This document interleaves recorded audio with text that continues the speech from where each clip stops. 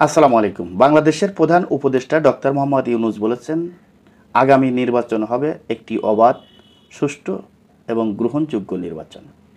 সে বাংলাদেশের জনগণকে এবং প্রত্যেকটা দেশকে আশ্বস্ত করেছে যে আগামী যেই নির্বাচনটি হবে আমাদের বাংলাদেশে, সেই নির্বাচনটি বিগত দিনের থেকে একটি অবাধ, একটি সুস্থ এবং গ্রহণযোগ্য একটি নির্বাচন উপহার দেবে আমাদেরকে।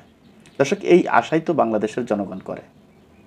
একটি অবাধ, একটি সুষ্ঠু, নিরপেক্ষ একটি নির্বাচন বাংলাদেশে হোক, এটাই কিন্তু বাংলাদেশের জনগণ চাই। আপনারা জানেন যে প্রায় 20 বছর হয়ে গিয়েছে যে মানুষ তাদের নিজের অধিকার প্রয়োগ করতে পারছে না।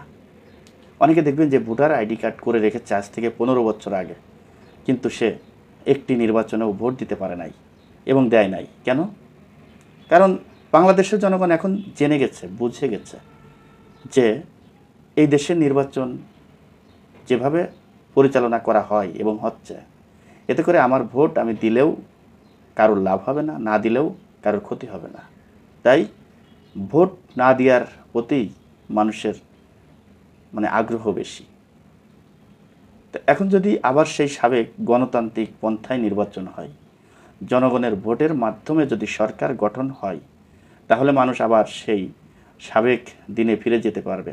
আবার নতুন করে তাদের নিজেদের সরকার গঠন করতে পারবে। বাংলাদেশের মানুষ ভোটার অধিকার প্রয়োগ করতে পারবে।